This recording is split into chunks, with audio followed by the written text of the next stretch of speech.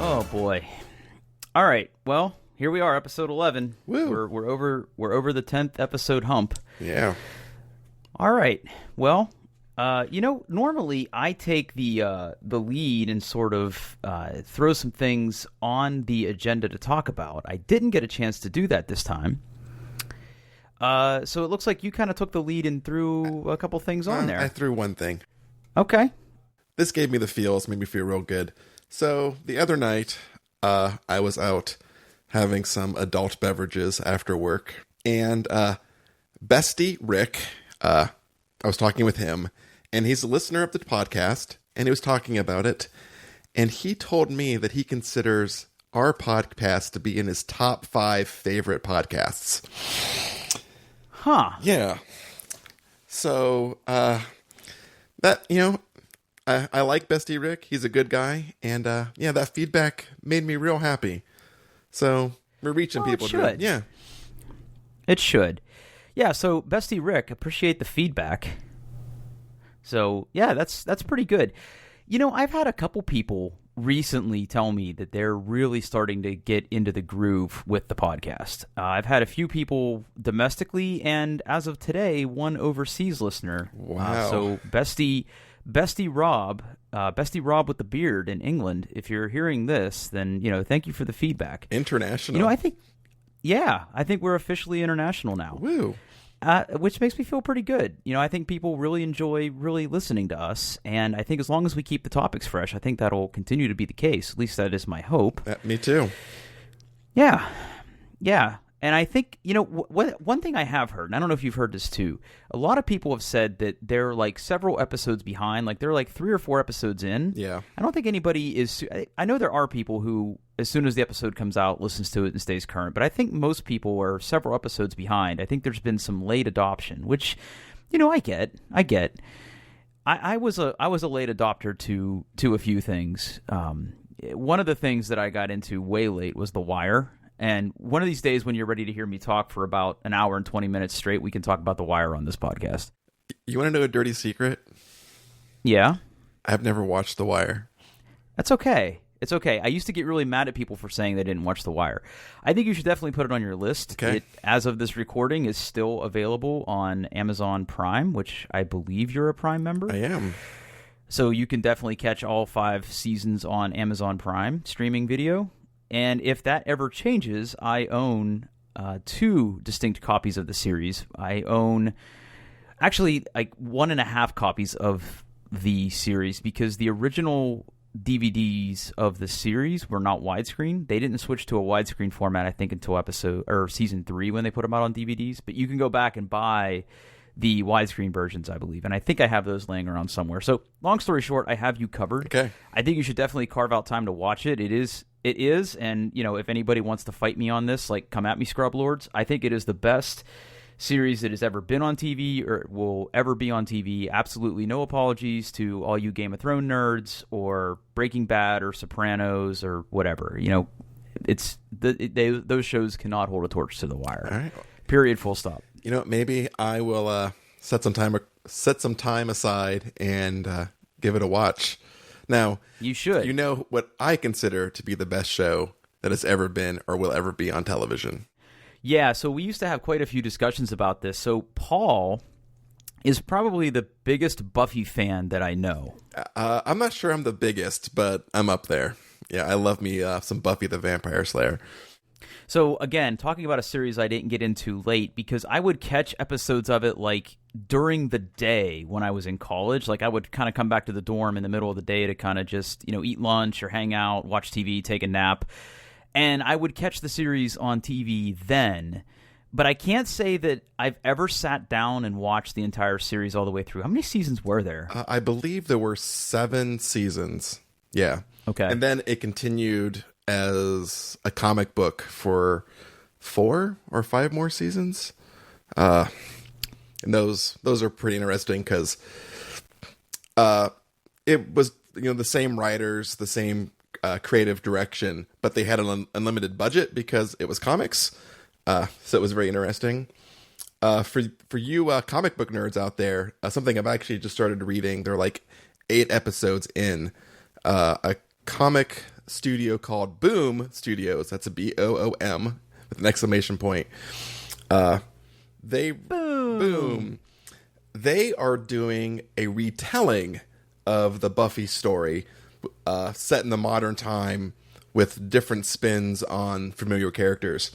And I'm really enjoying that as well. So, all right, so a couple things here. Before I kind of segue this into a topic that wasn't on the list, but I'm fascinated by. So, I don't consider The Wire to be in the same category as television as Buffy. So, okay. I think that Buffy, and again, not being a mega fan, but appreciating the show, and I can probably say that I really enjoy it, I don't think that I would say The Wire is the best show that's ever been on TV, because The Wire was kind of premium television, right? It was on HBO. There's swears and there's nudities and there's all kinds of things that you get in HBO, right? I wouldn't say that it's gratuitous. The violence can be a little rough in it. But Buffy was kind of it wasn't prime time, right? It was just kind of a series. It was like one of those CW shows, right? Or was it on a major network? Oh, it was on the WB. Yeah. The WB, yes. Which is now the CW. Yes. Yeah, so it was. Which is going to be like Slurp or Slurm or it's going to be whatever it's going to be called next. Yes. Okay. All right. So segue real quick. So comic books, you brought that up. Yes. Now, I have owned exactly 3 comic books in my entire life. Okay. I know that there are people that read comic books on the regs. I can't say that I ever did, just because there wasn't any place near me. It was an accessibility issue for me. Yes. There weren't any comic book stores in my hometown. There were, ironically enough, there was a game store that sold some comics. But for whatever reason, like, there were never any comics in there that I really cared about. Like, they had, the Superman and the Batmans and whatever, but they were like special editions. Like, they weren't new. I don't even know how to describe it. What do you call like comic books that come out on a schedule? Like, is it not a subscription? Like, what's the word? Oh, I think series is the word. Series. Yeah. Okay, so yeah. It wasn't like a series that I can recall. Maybe it was. Maybe I'm misremembering, but I didn't have access to comic books, so I never really got into them. Now, the comic books I did have, I had 3 Punisher comic books. Nice. But 2 of them were like older ones where Frank Castle was still white, and then there was one where he was black. Okay. And I didn't understand what happened, and I was just like, well, I guess I'm done with comic books. So... But you do comic books, right? Yeah, I read not a ton. Again, it was accessibility and money. Comic books weren't something that my parents would buy for me and have to save up my money. I grew up reading mostly Batman and Superman and some Justice League stuff when I was younger. I kind of got back into them heavily when I was older. One of my favorite story arcs to this day was I think it was 2011. There was DC did a major story arc called Flashpoint, where basically the Flash, Barry Allen, goes back in time, changes some stuff, and messes everything up. I really enjoyed that. I kind of got back in a little bit into comics more when DC kind of did their big reboot. They called it the New 52. I actually tried getting physical comic books again at that point. I had a online pull list from Things from Another World, an online comic book stuff. But then I kind of gave up with that, and I've gone completely digital now. Actually, so how do you get them? Is there a subscription? If I'm still using the right word, is there? Yes. How do you? So there's kind of a few big players in this. The biggest one is Comixology. They're actually owned by Amazon now, and you can just buy issues from them. You can set up subscriptions and have them automatically downloaded. They also have something that's called Comixology Unlimited.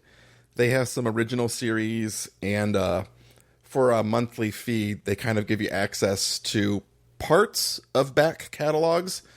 It's just enough for you to like get into a series and then like, oh, only 8 issues are in this, but there's 12 more, then you have to buy them. Marvel Unlimited, again, for a monthly subscription, they give you access to a lot of their back catalog, and their new issues kind of come out like a few months late, but they have a lot of series up there. They boast at 25,000 plus digital comics. So I have both the Comixology Unlimited and the Marvel subscription. And because I'm a super nerd, I'm also a, DC Universe?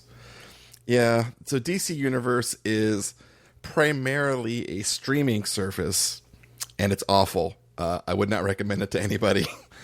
But they also give you, much like Marvel Unlimited, they give you access to a lot of their back catalog.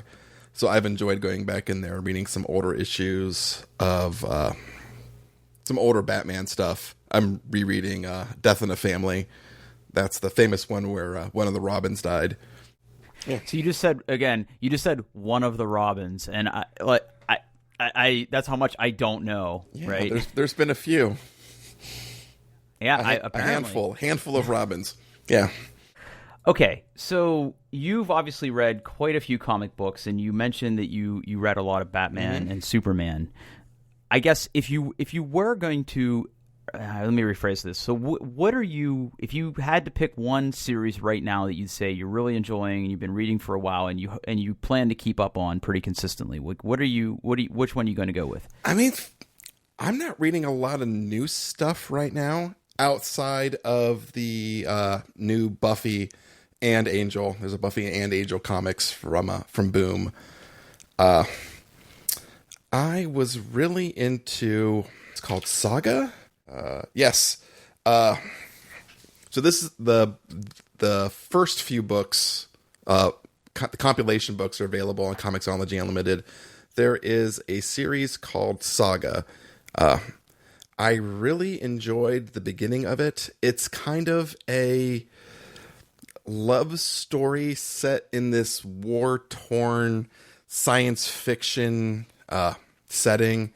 It's got a very unique art style. Much like The Wire, it's very adult. There is nudity and sexual situations. It is really good. I like recommending it to people because it is not a superhero story. They're just war refugees from, it starts with this couple, each from opposing sides of the war, meeting and falling in love and being on the run from all the people who think their, love is forbidden. It kind of gets really weird about, I don't know, like halfway into the series, but it's interesting because it's not your traditional like man in tights saving the day. So I think that's a really good introduction to people that kind of want to expand and see what comics are in a larger sense. But then again, I like some superhero comics too. So So let me ask you this. What's the difference then between like a comic book and a graphic novel? Well, so it kind of depends, right? So a lot of times, comics are usually what you think of, like they're thin, they're like 20, 25 pages. Once a series has a long run, they will often do compilations. I think the official nerd term is called trade paperbacks. It's based on the size, and they'll combine like 10 to 15 issues together. Usually it's a little cheaper than buying them individually. Now, there are some things like if you get more like on the manga side where they're made for that, like they tell longer stories and they come together. But I mean, end of the day, it's pictures and words, so they're all comics to me.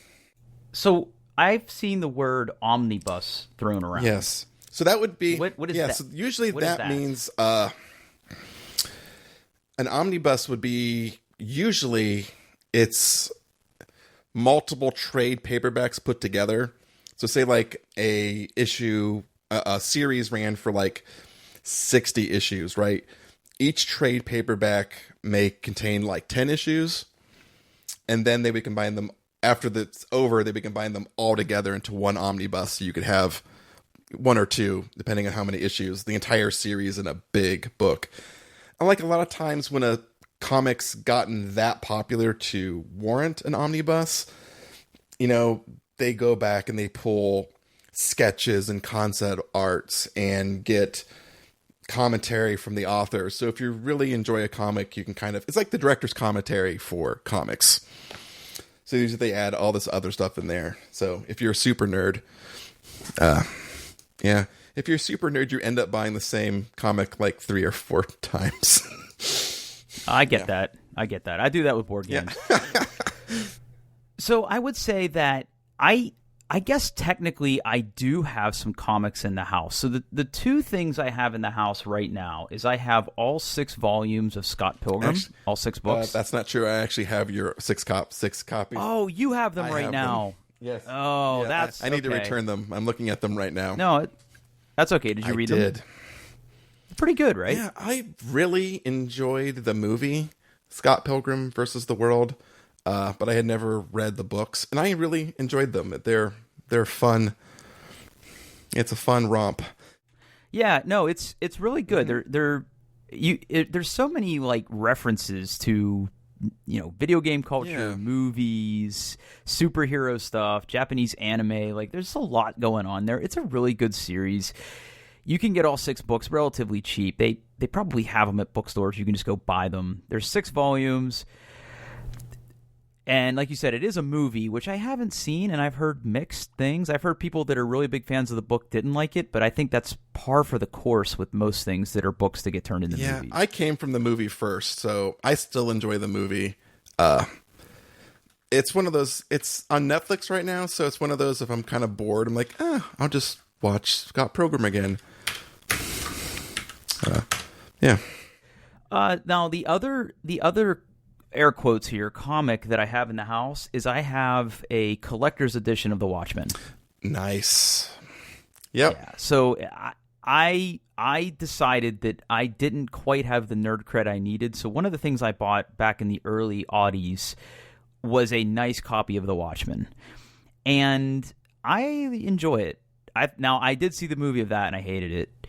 Yeah, the movie's not great. But supposedly, right? The Watchmen is like a something that can never be made into a movie. That's what everybody always says, and they've tried, and it did, it was a good attempt. I'm not going to say it was an awful movie, but the comic / graphic novel is amazing. If you've never read The Watchmen, you should probably read that. A lot of superhero tropes kind of turned on their head there. Kind of a dark story, but very, very good. So, yeah, comic books. Yeah. I don't know enough. I don't know enough to know what I don't know. Another one that I recommend a lot, I got inspired for this one by our favorite podcast, Due by Friday. I think it's called The Visions. It's available on Marvel Unlimited. And it's not that long. It's only like 10 to 12 issues. And it takes the Vision that you know from comics or from the movies, the android, and he creates his own family, and it kind of goes into him living with his family and trying to have a normal life while still being a superhero, and how that impacts his wife and his son and his daughter, and then it kind of all goes sideways. But that's another good one as well. Again, it's not your typical, superhero fighting bad guys. It's more of a drama. Yeah, I haven't read that yet. I do know what you're referring to. It sounds like a pretty good series to get into. Yeah. But I feel like I'm so late to the game on comics and everything that I don't want to try to invest the time. Because I don't know where to start. I don't know all the offshoots. I don't know all the subplots and side stories. It seems pretty overwhelming, if I'm honest. I mean, it definitely can be. That's one of the really nice things about Marvel Unlimited is they have, I wish I could pull out my iPad right now and say, but they have reading lists. So say that you've heard of the comic series Civil War, but you have no idea, because that's a multi-comic arc. It basically gives you a reading list and says, like, yeah, if you just want like the condensed story, read these 8 comics. If you want the full story, here's all 120, and they span all these different things, and this is the order to read them in.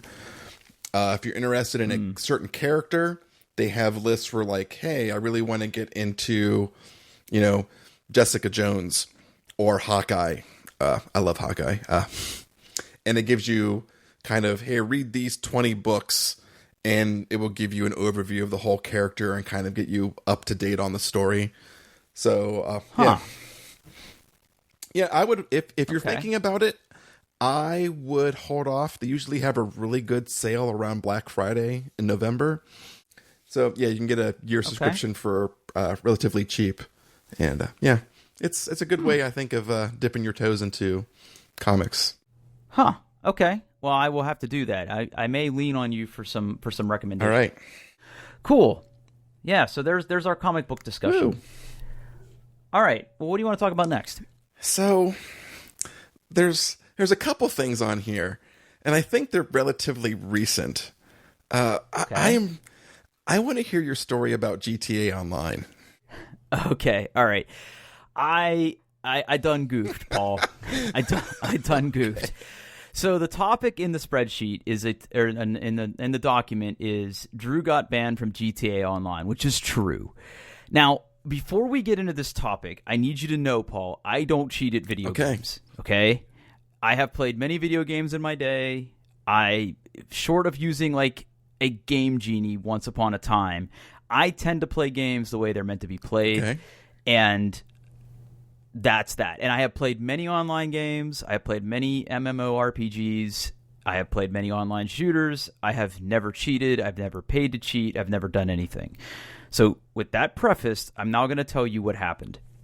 So Grand Theft Auto Online, I hope I don't necessarily have to explain to anybody what Grand Theft Auto is.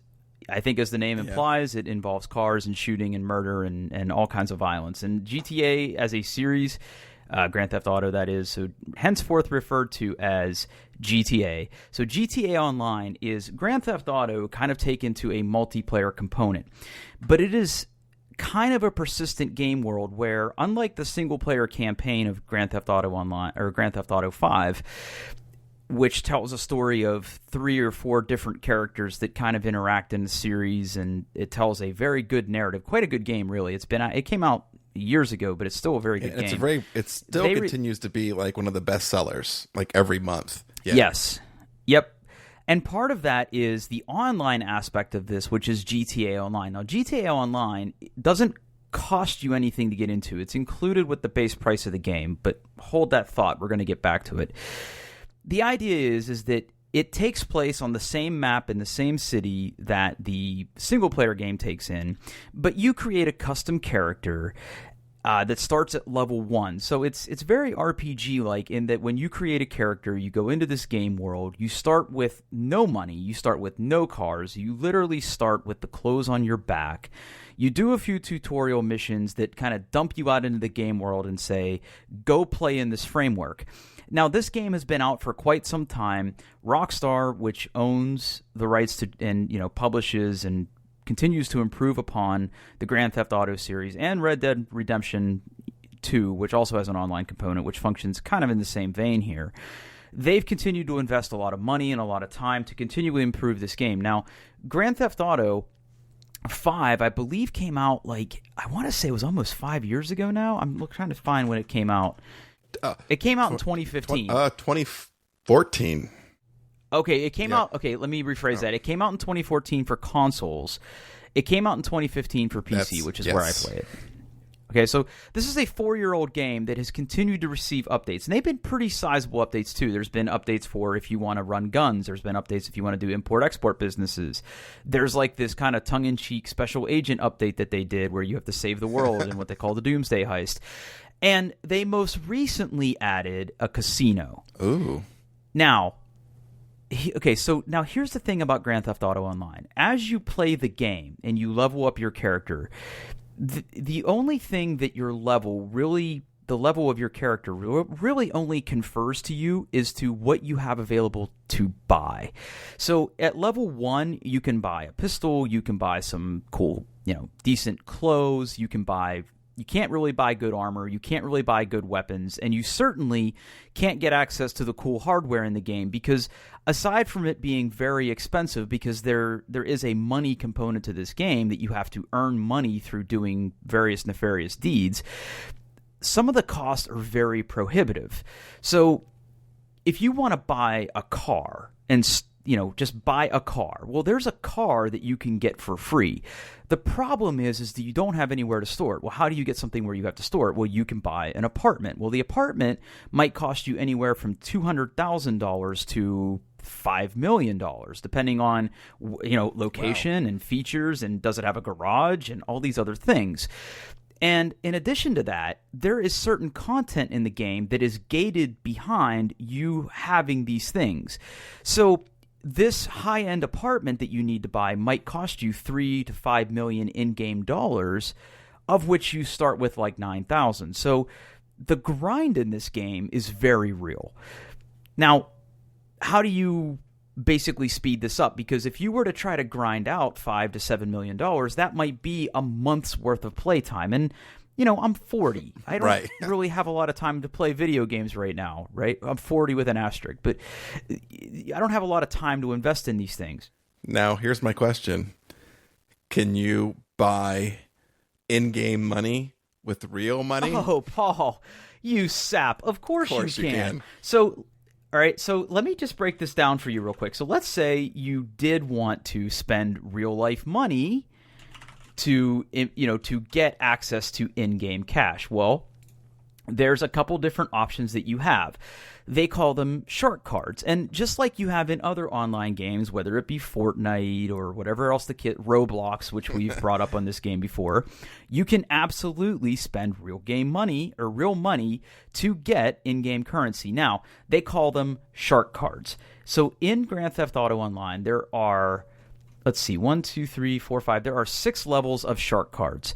The cheapest shark card you can buy is $2.99, real money, which only confers to you, and I say only, translates to $100,000 in game, which for those of you that haven't played it is nothing. That is literally nothing. You can get $100,000 for playing about an hour. You could earn $100,000. Okay. Maybe about 30 to 45 minutes, you can get $100,000. Then for $4.99, you can get $200,000. $9.99 for $500,000. But the big boy, or not even the big boy here, but the one that really jumps up is you can get $1.2 million for $20. Now, $1.2 million actually goes pretty far because that would let you buy, say, a high-end sports car, or it would let you buy a property that you would invest in, and you can then use those properties to make money by getting access to new game content, which keep that in mind because that's going to be important to the story here in a minute. Then you have the $50 option, which is $3.5 million of in-game dollars, and then you have the $99.99 investment, which confers you $8 million. That's a deal. Woo. Okay. But here's the thing. The content in this game, like I said, is gated behind you having access to certain things in the game. So one of the big components of the game that is really fun and actually can earn you some pretty good in-game money is the concept of a heist. So if you have anywhere, usually you need 4 players. To undertake a heist, which has a series of missions that you do sort of sequentially, and at the end there's a payout that everybody can make anywhere from $300,000 up to $1 million each. But the time you have to invest to do that is a few hours at least, and you also need 4 people. Well, as somebody who typically usually plays with maybe one other person, that's prohibitive right out the bat for me because I can't consistently get 4 people. And the missions themselves are actually pretty hard and requires, a good deal of people, in some sort of communication to successfully pull off. If you try to do this, in a public game session where people get invited, you may get people that are relatively low level and don't have access to good weapons, which makes it considerably easier.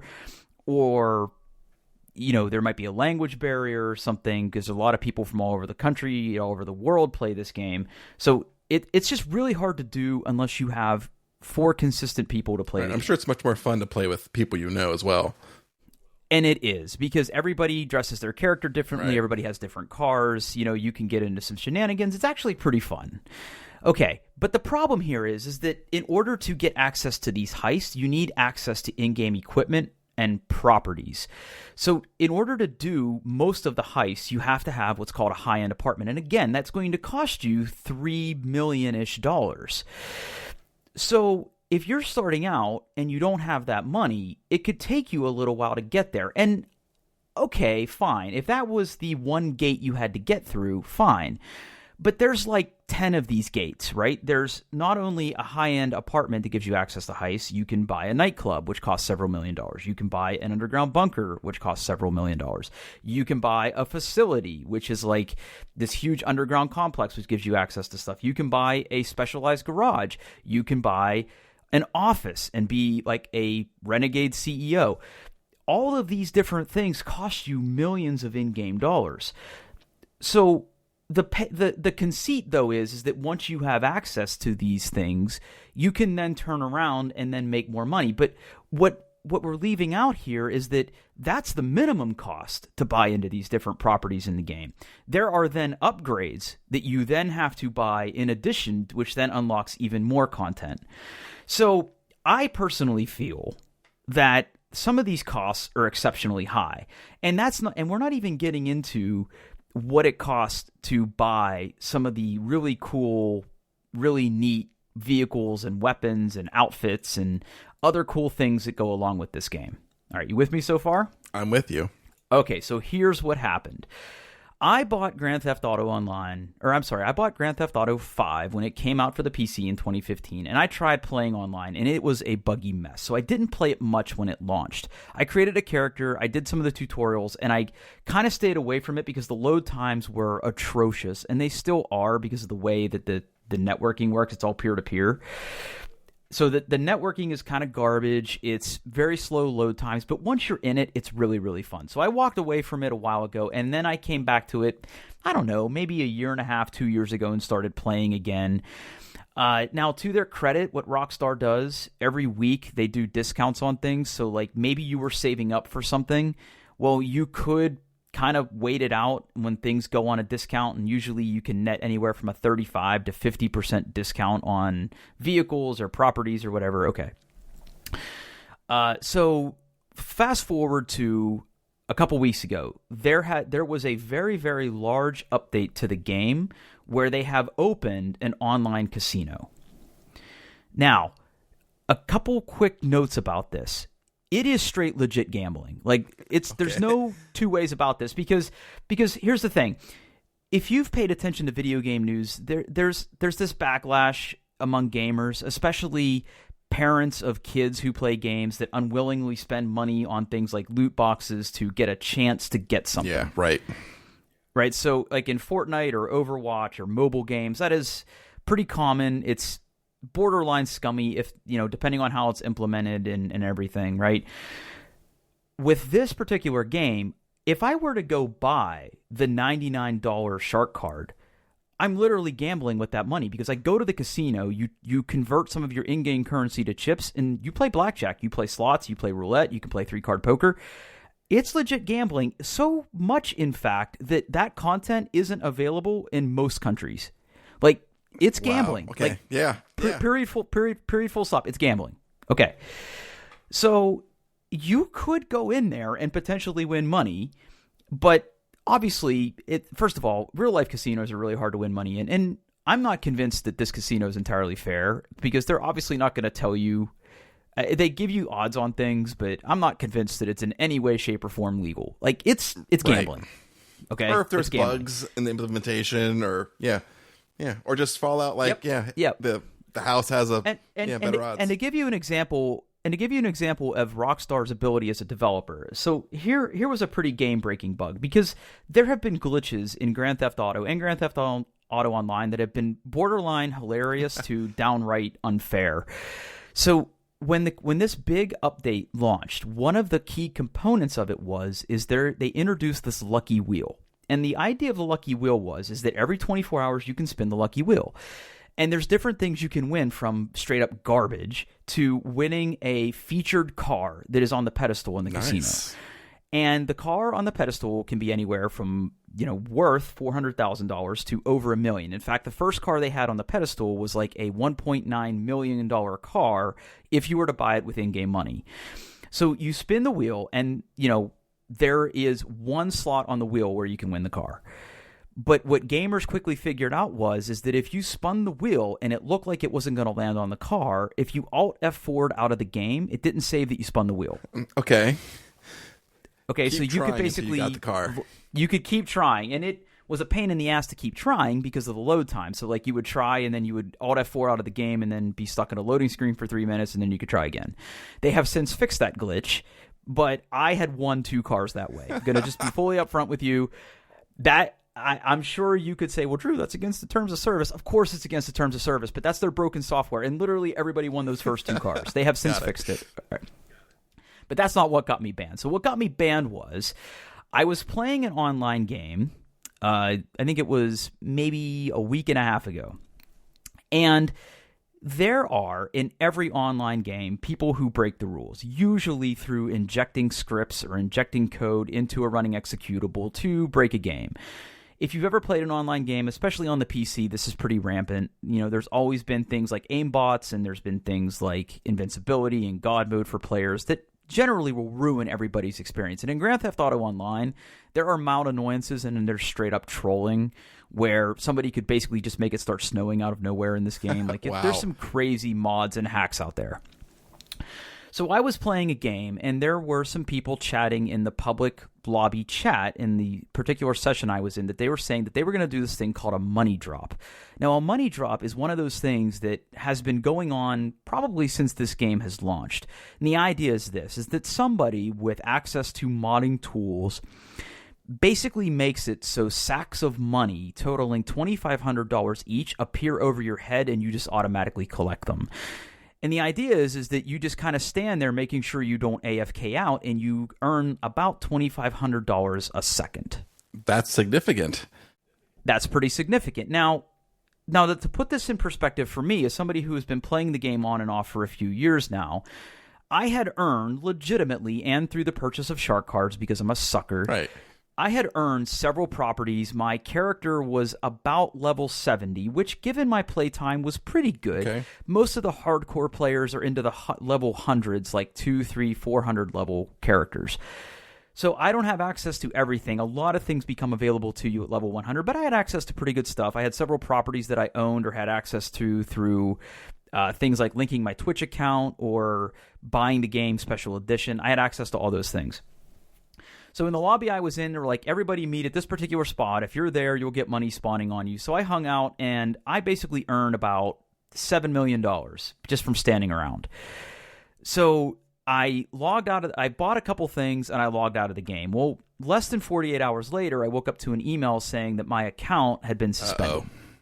And they didn't say why. It just said, you have violated the terms of service. Now, here's the real kicker. It isn't just that my account is suspended for 30 days. They also rolled my account back. And at first I thought that meant they're going to roll it back to what it was before that Thursday. No, they are resetting my account. I am level 1. I have no money. Crap. I have no properties. I have nothing. They have completely basically reset my character to level 1. I have no idea what that means to like my special edition things or my linked accounts for Twitch. I don't know what happens to any of that. If I had to guess, I'm going to assume the worst, and it's like, tough luck, bucko, you're out. Like, all of that's gone. And, like, I could probably get over it if it was a hard inventory reset. Like, Drew, we're taking all your cars, we're taking all your properties, we're taking all your weapons. But the level 1 reset is the biggest, kind of kick in the junk here, because that's time. Right. That is time that I basically have to start over. And starting over would be hard enough even with all of my properties and inventory and weapons and access to stuff, starting over at level 1, I just don't think I have it in me. Like, I think that might be the end of my Grand Theft Auto career. Now, they were very adamant in the very strongly worded email that I received that, hey, you violated the terms of service. This is not appealable. This is not reversible. Like, tough. And the next time, it's lifetime. So they ban you for 30 days, they reset you, and it's like, okay, that's your slap on the wrist. And it's a pretty severe, like, that's not even a slap on the wrist in my book. Like, that's a pretty big slap. So anyway, that's what happened. So the moral of the story here is that Rockstar is evil. I feel that the game is unfair. I don't feel that I did anything terribly wrong. Now, to add some additional context here, because they released this big casino update, they're obviously very sensitive to players basically taking $1 million bets that don't really mean anything to them and turning it into multi-million dollars. Makes sense. So I can appreciate the extra sensitivity involved here, but at the same time, Rockstar, you basically legalize gambling. Like, I'm telling you, if you look into what this game is now, it's a gambling simulator, pure and simple. Because, again, if they had just basically said, you're banned for 30 days, we're stripping all your money, we're stripping all your inventory, I think that I like the game enough that I might drop maybe $100 on a shark card to get some of my things back, but not everything. Right. So yeah, that's what happened. So cheaters obviously never win. The one time I decide to cheat, meanwhile, there's people still doing this in the game that aren't banned, but whatever. And I think that there's probably cheat detection behind the scenes, but from everything I've read about this particular issue, the way Rockstar monitors this is two ways. One, because of the way this money drop works, they can kind of sense that there's all these transactions happening in rapid succession and can maybe flag it.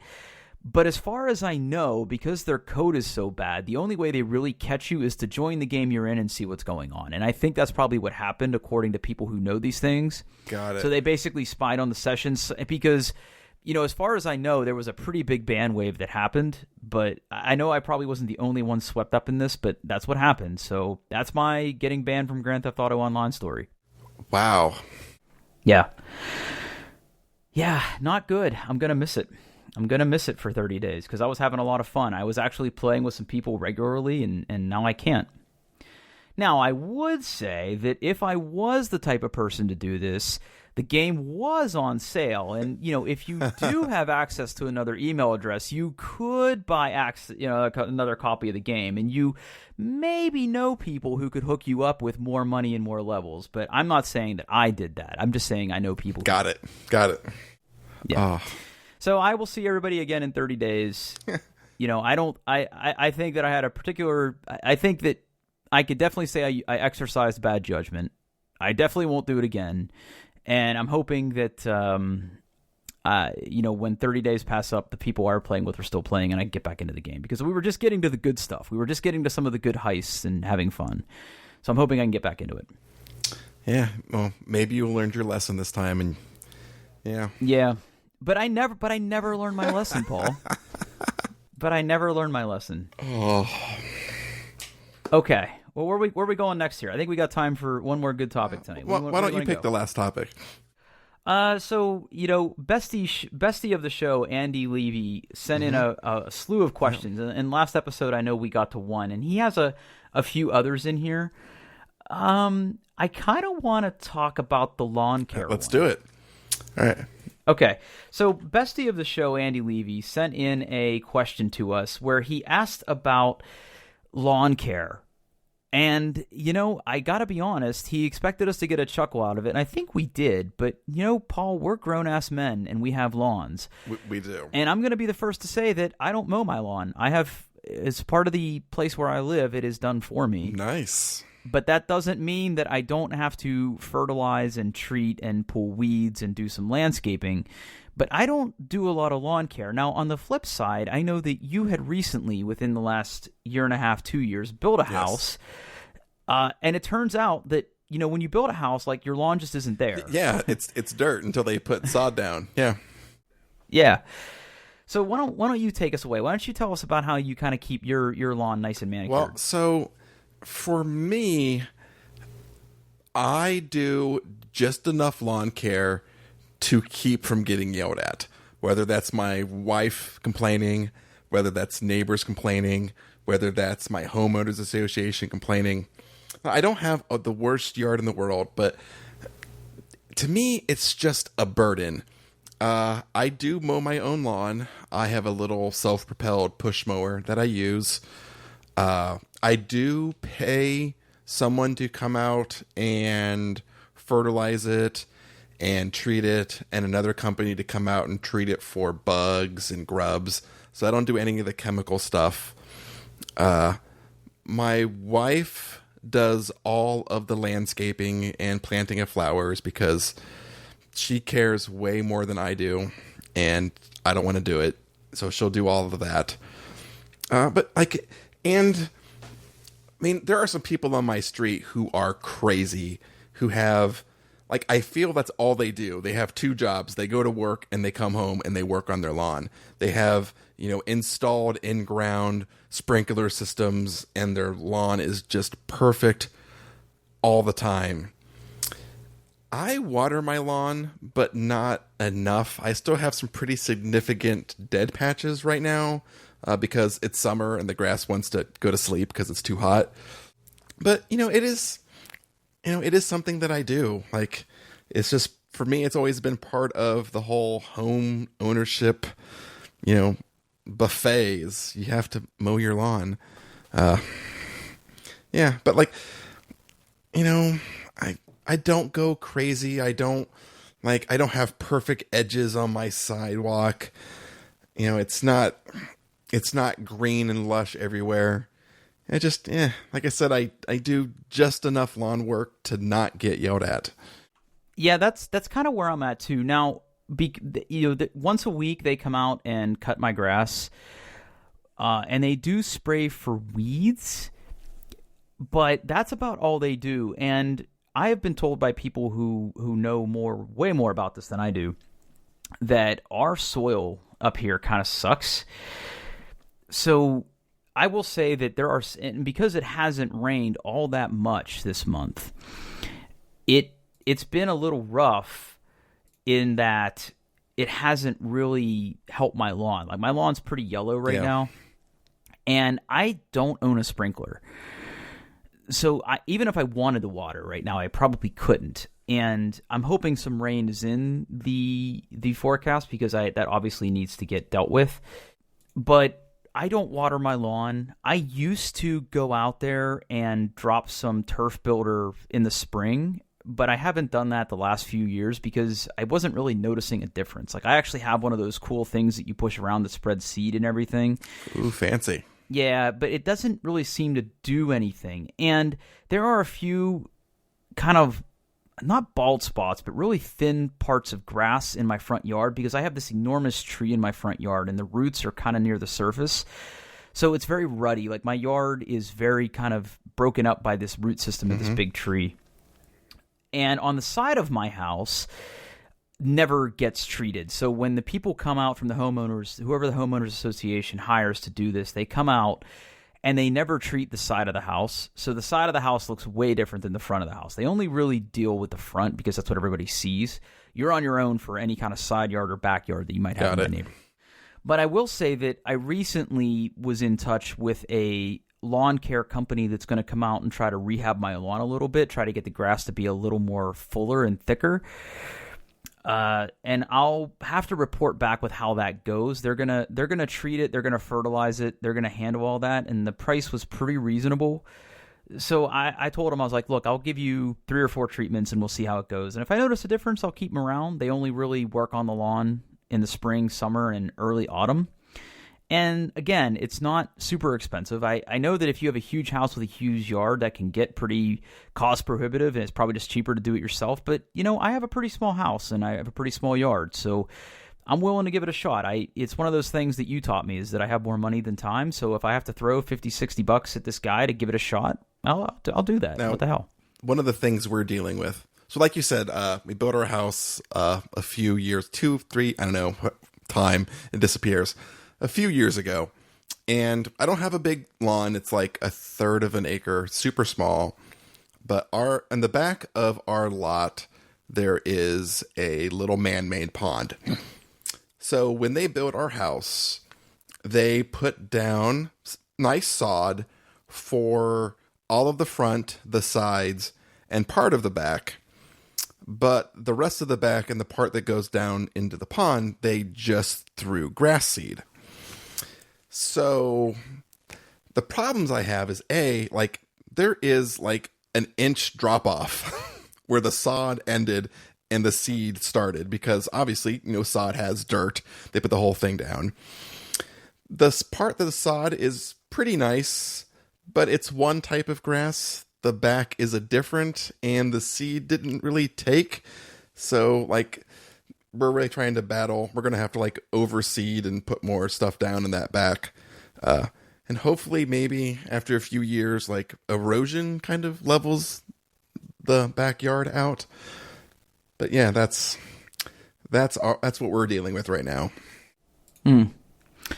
Yeah, I can imagine that eventually, when and if we buy a bigger house, I will probably take a much bigger role in taking care of the lawn. Like I said, it's just one of those things that I don't really have to think too much about right now. So, but I'm sure that will change. And, I don't own a lawnmower and I don't own a tractor, right? Those would be things that I would have to buy if I had a bigger yard or a house where I had to take care of it myself. So I would probably treat it just like I treat anything else in my life, right? I would probably go online, read a bunch of reviews. I don't know if the Wire Cutter reviews lawnmowers and tractors, but I would go online and find some trusted reviews. I think Consumer Reports would be a pretty good place to look.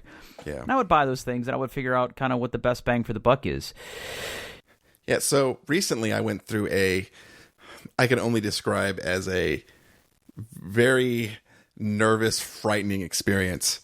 So I have a mower. It's fine. It's a Honda, but I've had it for a few years, and I've hit some rocks and things in the past, and the blade was just beyond hope.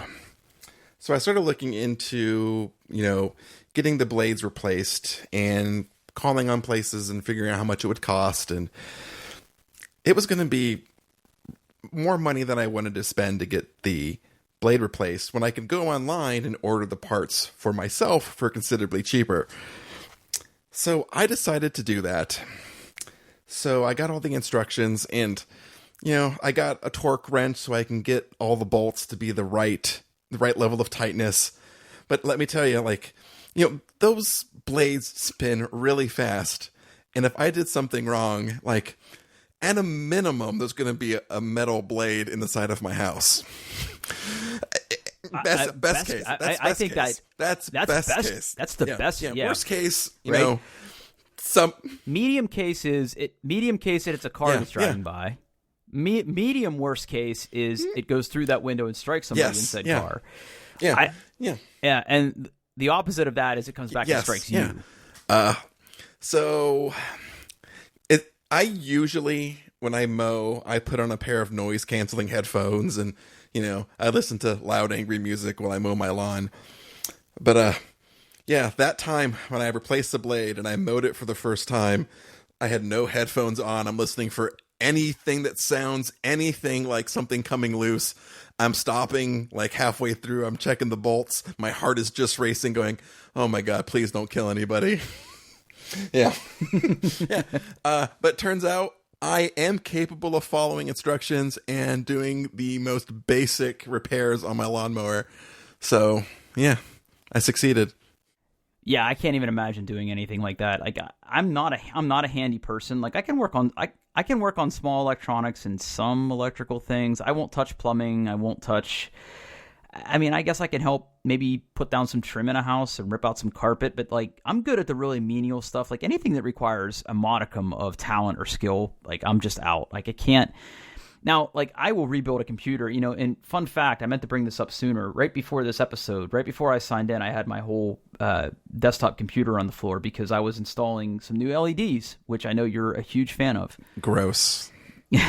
Hey, what if I told you none of them were blue? It does. That's better, but still gross. It's gross. My computer looks awesome. It is so lit up right now. You would be so proud of me. Yeah, my son has illuminated fans and some lights, and whatnot, but he hasn't done the full like case treatment where he's got the strips of LEDs. Oh, Paul, I've got LED strips, I've got fans, I've got motherboards that light up, my graphics card lights up, my CPU cooler lights up. Oh man, that's a party in that case right now. And I got this huge tempered glass case. It looks beautiful. Blech. And it's quiet. It's much quieter now. Is it all liquid cooled? Yeah, so the CPU cooler is a closed loop cooler. I do not have one for my big honking graphics card. That will probably be next on the list. And if I do rebuild my computer this fall, that'll probably be part of the part. So yeah, back to lawn care. Yeah, hopefully, Andy, that answers your question. We don't. It sounds like we don't do a ton each. No, I'm not. I mean, you do a hell of a lot more than I do. That's clear. I like to say that I'm an avid indoorsman. So 100% being true. outside and doing lawn care, I don't find it enjoyable. It's just something I have to do. Part of the social contract of living in the suburbs. Yeah, and I know that most homeowners association lays down some pretty big rules about keeping your yard manicured and everything. And you know what? Like, I think I'm in favor of that. I've never been in a position where, because again, it's dealt with in my neighborhood, but I've visited people in neighborhoods where it's clear that there is no homeowners association or they don't have any teeth. Right. And it's clear that they just, people don't keep their lawns, and you can tell.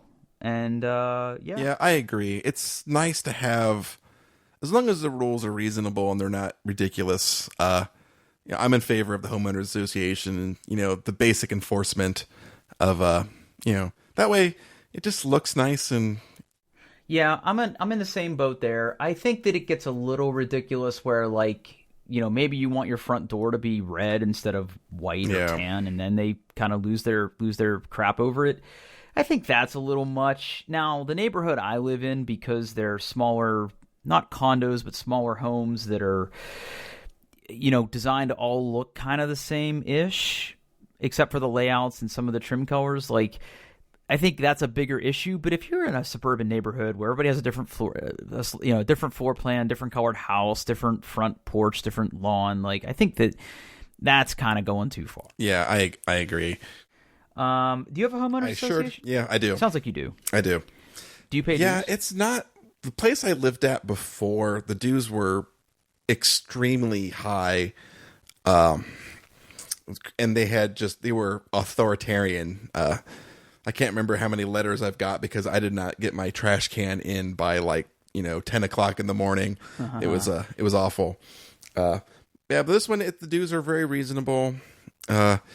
They take that aforementioned pond that I have. They pay for the maintenance and they keep it clean, and they mow around a couple of feet around the pond, so I don't have to risk submerging my lawnmower in water. And they take care of. There's a couple of I think there's one little park for the kids, and they take care of that. Make sure it's looks nice, and if some teenager decides to draw a penis on something, that gets cleaned up. As one does. Yeah, as one does. I mean, how do you know it wasn't me, really?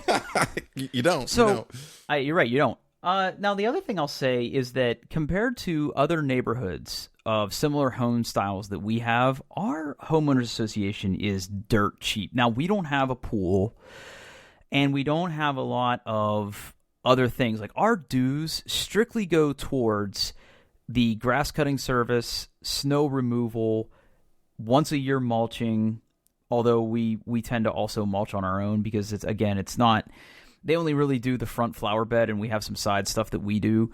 So we mulch in addition to them. And they used to be pretty cool about it, where if we saw them mulching, we could basically just give them a couple $100 and they would do the rest. Nice. Yeah, they don't do that anymore. Yeah. So ours goes strictly towards lawn care, snow removal, mulching, and there's all of our houses have these light posts in our yard that falls under that as well. So if a bulb burns out or it needs repainted, they handle that. But that's all we get. So the flower beds in our neighborhood, at the front entrance of our neighborhood and everything, that is community maintained. So our neighbors basically take care of that and plant it. Our flower beds in our house, our shrubs and stuff, we planted. We actually had a guy come and take care of that for us and give us recommendations to kind of design our landscape. Wow.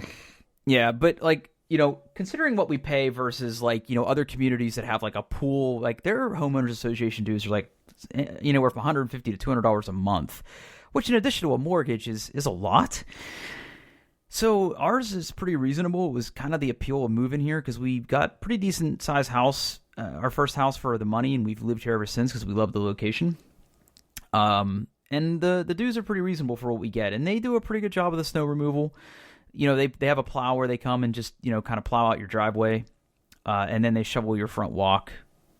We still throw down some salt to help stuff melt because the one side of our house doesn't get like any sun. So like everybody's driveways like melt once they get plowed except for ours because like that side of the house never gets any sun. So yeah. So I have one more fun story about lawn care. It kind of involves the said pond. So we moved in. It's a brand new house, brand new pond. There's no fish or anything in the pond. It's just water. Well, what has happened, and it continues to happen, is frogs, they lay all their eggs and they have tadpoles in the water. And, frogs produce hundreds of eggs, assuming that a good portion of the tadpoles are going to get eaten by fish or by snakes or by birds. Well, I'm pretty sure that none of the natural predators have really found this pond yet, and we continue to have issues with frogs. When I mow the lawn, it's like frog Armageddon. They're like scattering all throughout the lawn. Usually if you get home at night, you see them all over the sidewalks, the driveway. I've ran over a few with my car. This year isn't as bad, but last year you would look at any side of our house and see dozens of frogs stuck to the sides of our house. So I'm just waiting for the time where, a couple of snakes would, do a really good job or put some fish in that pond. But yeah, it's funny when I mow the lawn, it's like you just see waves of frogs scattering in front of the lawnmower. Okay, Hold on a second. This is going to sound really morbid, but have you salsified a frog with your lawnmower? I have. Oh, absolutely. Man. Was it satisfying or was it really gross? It was, the lawnmower did a very thorough job. And it wasn't, it was just like a mist of frog. Wow. Like yes. It's just like a poof. Like that's it. Mm-hmm. Wow. So how big are the frogs then? Or did you say and I just missed it? They range in size. We have like frogs that are like a quarter size, and those are the ones that kind of stick on their house. And we have some pretty good sized bullfrogs that are, like 6 inches from some pretty big frogs. Yeah. Did you ever blow up a frog as a kid? I never did anything like that. The most I did was basically strapping firecrackers to like G.I. Joes and blowing those up. We didn't have many frogs where I grew up because I kind of grew up outside of a town, like in a pretty urbanish area. But when we would see frogs, we would kind of chuck like firecrackers at them, and we mystified one with a decent sized firecracker one time. It was a 1 in a million shot. I'll never forget it. It was something. There was just a flash, and there just wasn't a frog there anymore. That was it. But yeah, I'm not for the torture of animals, so don't at me, PETA. But like, I think everybody does that at one time, and I'm sure yours was an accident too. Yeah, kids are stupid. They do stupid things, and they'll continue to be stupid. Yeah. So is the solution to the frog problem then introducing some kind of predator? Yeah. Like you mentioned snakes. Like if you were to say, I don't know, accidentally lose a snake in your yard, like would that solve the problem? Or would you be lousy with snakes at that point? I don't think we'd need that many. I would love to talk about maybe getting some fish in that pond. I'm not sure how that works. I'm sure if I just threw a couple of fish in there, then the ecosystem wouldn't be right or the pH level and they would die. But well, Paul, life finds a way. I'm really hoping that after a few years, this is a problem that kind of just solves itself, where there's some sort of aquatic predator that figures this out and can come and eat a majority of those tadpoles before they become frogs. And I hit another one with my car and then have to scrape dead, dried frog off the driveway. Yeah. Well, one can only hope. Yeah, so that's interesting. I got to be honest. I may or may not look for lawnmower. I may search on YouTube for lawnmower frogs later. I feel like that's probably good videos to fall asleep to. I'm sure I won't have any nightmares. Yeah, that's a little dark, but you do you. Frog. What do you think a weed whacker would do to a frog? I have so many. I'm sure it would be yeah. Do you have a weed? Do you have a weed whacker? I have a weed whacker for trimming around the house and trees and our defunct mailbox. We growing up, I remember my dad had this weed whacker that was electric. And when we moved to our house out in the country when I was in high school, he bought a gas-powered weed whacker. And it was one of those ones where it was like a little two-stroke, and you had to mix the oil, and everything. And that thing, man, woof. You didn't want to get your shoes anywhere near that guy. Yeah, my first weed whacker was that I had to mix the oil and gas and put it in there, and that became too much like work. So I have a electric one, rechargeable battery and all that. And I don't have that much to trim, so the battery lasts fine for me. But I have a gas-powered mower because I'm not an animal. Yeah. Yeah, my mom had an electric lawnmower at her house for a while, and it was fine. Yeah. But I mean, nothing really beats the good, dinosaur fueled lawnmower, lawn care equipment. Do you before we cap this off, speaking of stuff we use, lawnmowers and weed whackers, do you have a power washer? But I don't think we kept it after our move. Or if we did it somewhere else or it broke. We bought one relatively inexpensively off of Woot, and we used it to clean our old house, and that was satisfying. Yeah. So I had one. It was technically my mom's. It was gas powered, but it was so old that like the tires on it were like flat. You know how like those little tires just after a while like they just don't hold air anymore? Yep. It was one of those, and again, it was one you had to kind of do the mixture for the fuel and the oil and everything, and I wasn't really good at keeping it up, so I'm sure that it's probably gone now, but it's on my list of things to buy. One of the topics that we have on the sheet is I've recently made a big investment in proper car washing, which I think maybe we need to talk about next episode, because I have done a few washes now with my new wash system that I'm desperately dying to talk about, because it incorporates things I like, my car, and gear. Oh boy, is there gear. And part of that gear may be a new power washer for me. Here's a teaser: foam gun.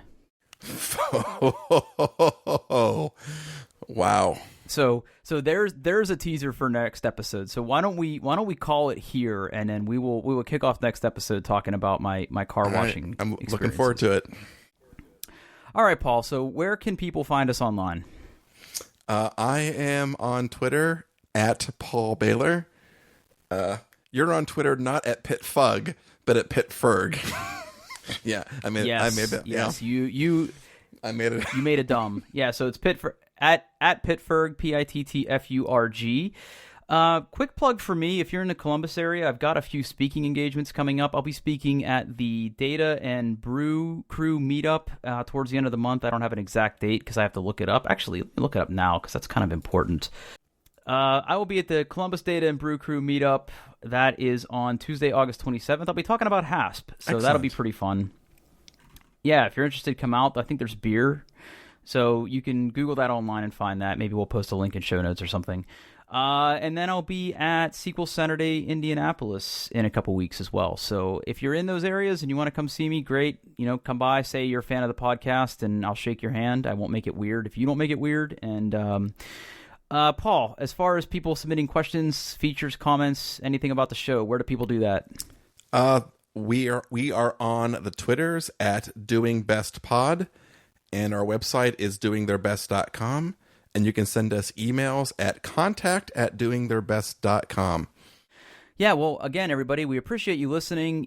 Paul and I'm speaking for Paul here, obviously. We appreciate your feedback so much. We love that you're listening. We hope you're continuing to enjoy it. We will continue to find things to talk about. We love your feedback. Yep. We love your comments. And we're going to keep doing this, whether you listen or not. So, I'm having fun. Paul, you still having fun? Absolutely. All right. Well, we will see you all in a week. Awesome. Thanks for listening. All right, everybody.